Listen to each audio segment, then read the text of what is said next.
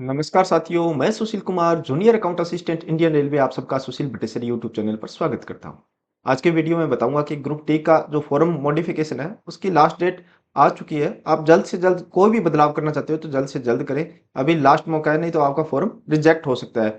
आपको जोन और आरआरबी कैसे बदले जाएंगे, ये सब मैं इस वीडियो में आपको बताने वाला हूँ। यदि आप मेरे चैनल पर नए हो तो चैनल को सब्सक्राइब कर लें, जिसका एक फायदा तो यह है कि मैं अपनी कम्युनिटी टैब पर डेली रेलवे के प्रीवियस ईयर के क्वेश्चन डालता हूं, जो आपकी तैयारी में आपकी मदद करते हैं। इसके साथ साथ सभी रेलवे जॉब की जॉब प्रोफाइल, चाहे वो ग्रुप डी हो, चाहे एनटीपीसी हो, चाहे आरआरबी जेई हो, सभी की जॉब प्रोफाइल मैंने अपने चैनल पर अपलोड कर रखी है। आप चैनल पर विजिट कर कर देख सकते हो। आज की वीडियो में हम खासकर मॉडिफिकेशन को जानेंगे कि लाइव आपको दिखाने वाला हूँ कैसे मॉडिफिकेशन होगा ग्रुप डी के फॉर्म का।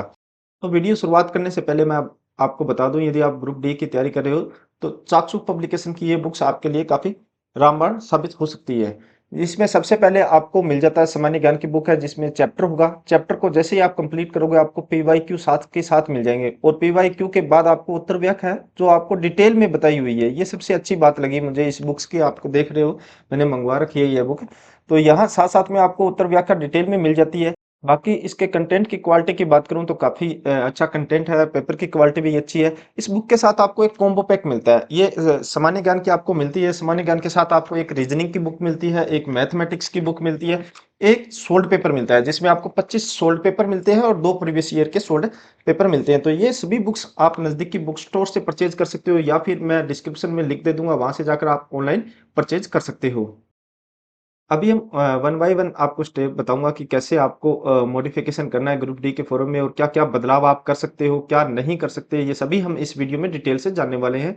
तो सबसे पहले जो ये अप्लाई दिया हुआ है, यहाँ पर जैसे ही अप्लाई पे क्लिक करोगे, वहां से आपको अपना अकाउंट लॉगिन करना है। लॉगिन करने आप आधार से भी कर सकते हो, आरआरबी अकाउंट से भी कर सकते हो। तो आरआरबी अकाउंट से आप लॉगिन करोगे, आपके पास ओटीपी आएगा और ओटीपी से आप लॉगिन कर लोगे। तो लॉगिन करने के बाद जो यहाँ आपको दिखाई दे रहा है एप्लीकेशन हिस्ट्री, यहाँ पर जाना है आपको। ऑनलाइन एप्लीकेशन में तो अप्लाई करने के लिए होता है, एप्लीकेशन हिस्ट्री में वो रहता है जो आपने अप्लाई कर चुके हो। तो एप्लीकेशन हिस्ट्री में जाना है। एप्लीकेशन हिस्ट्री पर जाओगे तो ये सबसे पहले आपको ग्रुप डी वाली दिखेगी। जो जितने भी आपने रेलवे के फॉर्म अप्लाई किए वो सभी यहाँ पर लिस्ट दिखाई देगी, और उसमें अभी ग्रुप डी का मॉडिफिकेशन चल रहा है, तो ग्रुप डी के मॉडिफिकेशन आपको यहाँ दिखाई देगा कि मॉडिफाई। यहाँ आप अपना प्रिंट प्रीव्यू देख सकते हो कि आपने जो अप्लाई किया है उसमें क्या गलती रहेगी, वो यहाँ पर आई बटन पर इस पर क्लिक कर कर देख सकते हो। बाकी आप उसमें मॉडिफाई करना चाहते हो तो इस मॉडिफाई पर आप क्लिक करोगे। हाँ, यदि आप डिटेल में भी अपने फॉर्म को देखने चाहते हो तो भी आप मॉडिफाई पे क्लिक कर सकते हो। उसका आपसे कोई चार्ज नहीं लिया जाएगा। आप मॉडिफाई पर क्लिक करके डिटेल अपनी देख सकते हो। जैसे ही आप मॉडिफाई पे क्लिक करोगे, आपके सामने ऐसा एक पॉपअप विंडो ओपन होगा, जिसमें बताया गया है कि आप क्या क्या चेंज नहीं कर सकते। इसमें आप देखोगे, आप अपना नेम चेंज नहीं कर सकते, फादर्स नेम नहीं चेंज कर सकते, मदर्स नेम चेंज नहीं कर सकते, जेंडर नहीं चेंज कर सकते, डेट ऑफ बर्थ नहीं चेंज कर सकते, ईमेल और मोबाइल नंबर भी आप चेंज नहीं कर सकते। और इसके अलावा जो भी रहता है वो आप सभी चेंज कर सकते हो, और इसके लिए आपको मॉडिफिकेशन फीस 250 रुपये देनी होगी। यदि आप इस पर एग्री रहते हो तो ही आप इस पर I understand and I agree पर क्लिक करोगे। जैसे ही आप क्लिक करोगे, आपके सामने अपने फॉर्म की डिटेल ओपन हो जाएगी, जिसमें सबसे पहले पर्सनल डिटेल रहती है।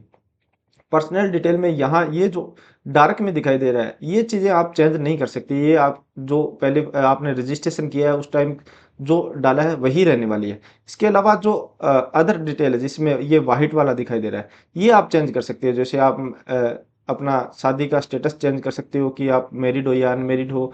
आप अपना धर्म चेंज कर सकते हो कि आप हिंदू मुस्लिम, यदि गलती से कोई आपसे भरा गया हो तो आप उसको चेंज कर सकते हो। मदर टंग चेंज कर सकते हो। सबसे बड़ा रहता है कि आपको जो ये लैंग्वेज लैंग्वेज में क्या रहता है कि आपने गलती से बाय डिफ़ॉल्ट इंग्लिश चूज़ कर दी हो, और आप हिंदी भाषी क्षेत्र से आते हो, तो आपको वहाँ इंग्लिश ही देखने को मिलेगी एग्ज़ाम में। और यदि आपने हिंदी चूज़ किया तो हिंदी के साथ-साथ आपको अदर लैंग्वेज इंग्लिश भी देखने को मिलती है। तो आप जिस भी क्षेत्र से हो, गुजराती से हो या फिर हिंदी क्षेत्र से हो, तो जिस भाषा में आप एग्ज़ाम देना चाहते हो, तो ये एक बार चेक कर लेना कि आपने जो भी भाषा चूज़ की है वो आपकी सही है। जैसे यहाँ मैंने हिंदी डाला है तो हिंदी में ही एग्जाम ओपन होगा। इसके अलावा मैं इंग्लिश में भी क्वेश्चन देख सकता हूँ।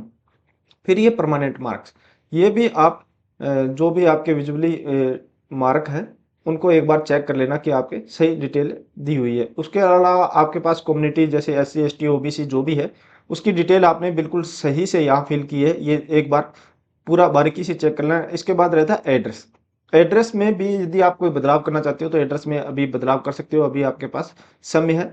13 मार्च तक मॉडिफिकेशन का लिंक ओपन रहेगा, उसके बाद क्लोज हो जाएगा। और उसमें यदि आपकी गलती रह जाती है तो ये सिर्फ आपकी गलती होगी और आपका फॉर्म रिजेक्ट भी हो सकता है, या फिर फाइनल स्टेज पर जाकर आपको डिबार्ट किया जा सकता है यदि आपकी कोई गलती पकड़ी जाती है तो। ये सब चेंज करने के बाद आप अदर डिटेल पे आ जाओगे। यहाँ पर आप देखोगे पर्सनल हमने कर लिया, फिर अदर डिटेल में आप जो भी यदि आप इनमें एनसीवीटी या एक सर्विसमैन कोई भी आपने अप्लाई किया है या यस नो में कोई गलती रह गई हो तो उसको चेक कर लीजिए। उसके बाद बैंक डिटेल आपको देनी होती है रिफंड के लिए। जो भी आपकी फीस जो अप्लाई किया है उसकी रिफंड के लिए आपने बैंक डिटेल दी है, उसमें कोई गलत तो नहीं दे दी, या फिर जो भी आपने कहीं से ऑनलाइन अप्लाई करवाया है, साइबर कैफे से या ई मित्र से, तो वहाँ उसने कोई गलती से अपना अकाउंट डाल दिया या किसी अदर का डाल दिया, तो वो एक बार चेक कर लें। यहाँ अपनी डिटेल पूरी चेक कर सकते हो और उसको चेंज कर सकते हो। फिर आप 7 नेक्स्ट टैब पर जाओगे तो यहाँ आपकी क्वालिफिकेशन वाली लिंक ओपन हो जाएगी। क्वालिफिकेशन में ओनली 10th यहाँ पर पूछी गई है, और यहाँ पर आप अपनी देख सकते हो कि आपने जो भी क्वालिफिकेशन फिलअप की है वो सारी डिटेल सही है। इसके अलावा आपको कुछ अलग से करने की इसमें ज़रूरत नहीं है। फिर सबसे मेन पार्ट एक बार और खुल के आता है कि फोटो और सिग्नेचर। मोस्टली फॉर्म जो रिजेक्ट होते हैं फोटो और सिग्नेचर के चक्कर में ही आपके रिजेक्ट होते हैं। तो फोटो का यहाँ डिस्क्रिप्शन में पूरा बताया हुआ है कि फोटो आपकी किस साइज की होनी चाहिए, कैसी होनी चाहिए। बिल्कुल वाइट बैकग्राउंड होना चाहिए, और जो फोटो का साइज है वो आपका 50 से 100 KB के बीच में होना चाहिए। पिक्सल भी यहाँ पर बताया 320 इंटू 240 आपका पिक्सल होना चाहिए, और 2 मंथ पुरानी फोटो नहीं होनी चाहिए। तो ये सब आपको देखते हुए फोटो अपनी एक बार चेक कर लेनी कि आपने फोटो कैसी अपलोड की है। यदि सही है तो उसको रहने देना।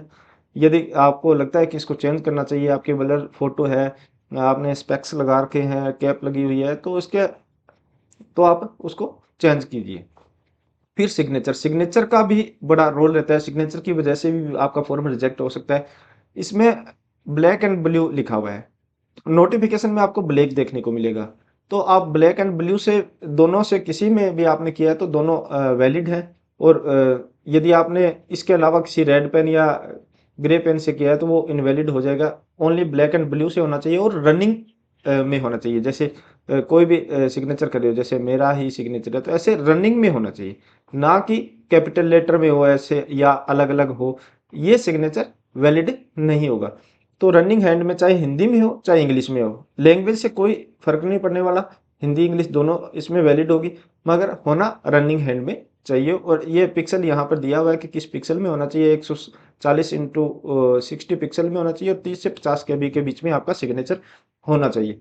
तो सिग्नेचर और फोटो, और दूसरा जो आपने एग्जाम की लैंग्वेज चूज की है, एक बार वो पूरा डिटेल से देख लेना कि कहीं कोई गलती नहीं रह गई हो। यदि गलती है तो उसको अभी सुधार ले। 250 रुपये ही फीस लग रही है, कहीं उस 250 रुपये के चक्कर में आपका फॉर्म रिजेक्ट ना हो जाए।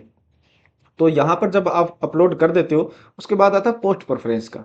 तो यह बड़ा रोल अदा करता है। पोस्ट प्रेफरेंस आपने क्या डाली है, यदि आपने मेरी पहले की वीडियो नहीं देखी है और अपने मर्जी से भी आपने डाल दी है पोस्ट प्रेफरेंस, तो आप उसमें मेरी वीडियो देख सकते हो, आप चैनल पर विजिट कर कर, जिसमें मैंने बता रखा है कि कैसे कैसे आपको पोस्ट प्रेफरेंस कैसे डालनी चाहिए, एक गर्ल्स को कैसे डालना चाहिए, एक बॉयज़ को कैसे डालना चाहिए, या फिर आपको फर्दर स्टडी के लिए कौन सी पोस्ट अच्छी होती है, उसके अकॉर्डिंग आप पोस्ट प्रेफरेंस भी यहाँ पर चेंज कर सकते हो। आपको पूरा ऑप्शन मिलेगा, अप डाउन कर सकते हो इस पोस्ट प्रेफरेंस को। और उसके बाद आता है कि फाइनल सबमिशन। यहाँ पर ओटीपी आपका जनरेट होगा। जब ये सभी आप टिक मार्क कर दोगे और I have recheck the above detail and found correct में जाकर आप टिक करोगे, उसके बाद ओटीपी जनरेट होगा। ओटीपी जनरेट तक आपसे कोई पैसा नहीं लिया जाएगा, आप अपना फॉर्म चेक कर सकते हो। ओटीपी भी जनरेट हो जाए तो कोई दिक्कत नहीं है। उसके बाद आपसे फीस मांगी जाएगी कि 250 रुपये पे करो।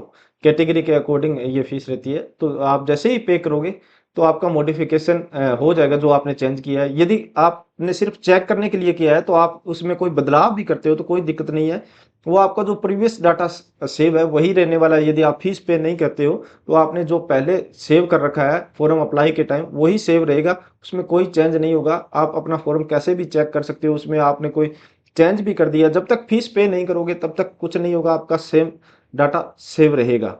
तो यह एक मेन इम्पोर्टेंट है, इसमें आप डिटेल से देख सकते हो अलग-अलग कि आप ने कैसे क्या डिटेल फिल की है फॉर्म में। यदि कोई गलती है तो सुधार सकते हो, नहीं गलती है तो कोई बात नहीं, आप यहाँ तक आकर वापस इसको कैंसल कर सकते हो और आप अपना जो स्टार्टिंग में हमने एप्लीकेशन प्रीव्यू का था, वो आप देख सकते हो, सेम टू सेम वैसा ही आएगा, वहाँ प्रिंट करके देख सकते हो, उसमें कोई चेंज नहीं हो सकता जब तक आप उसमें फीस पे नहीं करते हो। और एक अब मन में ख्याल आता है कि हम आरआरबी या जो भी ज़ोन हमने चूज़ किया है वो चेंज कर सकते हैं क्या? वो आपका चेंज नहीं होगा। जैसे सिलेक्टेड आरआरबी, यहाँ पर आरआरबी चंडीगढ़ दिखा रहा है, इसको आप चेंज नहीं कर सकते। आपने जो चूज़ कर लिया वही आपका रहने वाला है, चाहे आपने आरआरबी चंडीगढ़ हो या आपका अजमेर हो, चाहे अहमदाबाद हो, जो आपने एक बार सेलेक्ट कर लिया वही रहने वाला है। हाँ, फॉर्म भरने से पहले आप उसको चेंज कर सकते थे, फॉर्म अप्लाई होने के बाद, फीस पे होने के बाद उसको आप चेंज नहीं कर सकते। ये काफ़ी मुझसे कमेंट में पूछा जा रहा था कि हम आरआरबी कैसे चेंज करें, मेरे को पर्सनली मैसेज भी कर रहे थे कुछ कैंडिडेट। तो यहाँ पर मैं आपको क्लियर कर देता हूँ कि आप आरआरबी चेंज नहीं कर सकते, उसमें आप पोस्ट प्रेफरेंस चेंज कर सकते हो, उसमें आप अपनी बैंक की डिटेल, पोस्टल डिटेल, आप एग्जामिनेशन जो लैंग्वेज है वो चेंज कर सकते हो, आप फोटो सिग्नेचर चेंज कर सकते हो, ये सब चेंज कर सकते हो। इसके अलावा जो जोन चेंज नहीं कर सकते, नेम चेंज नहीं कर सकते, डेट ऑफ बर्थ चेंज नहीं कर सकते, ये सब आप चेंज इसमें नहीं कर सकते। तो ये वीडियो इसीलिए मैंने खासकर बनाई है कि यदि आपने फॉर्म को रीचेक करना है तो रीचेक कर सकते हो, या फिर आप उसमें मॉडिफाई करना चाहते हो तो मॉडिफाई कर सकते हो। यह वीडियो आपको कैसी लगी, अच्छी लगी हो तो लाइक करें, दोस्तों के साथ शेयर करें। इसके अलावा आप मुझे टेलीग्राम या इंस्टाग्राम पर भी फॉलो कर सकते हो, जिसका लिंक मैंने डिस्क्रिप्शन में दे दिया है।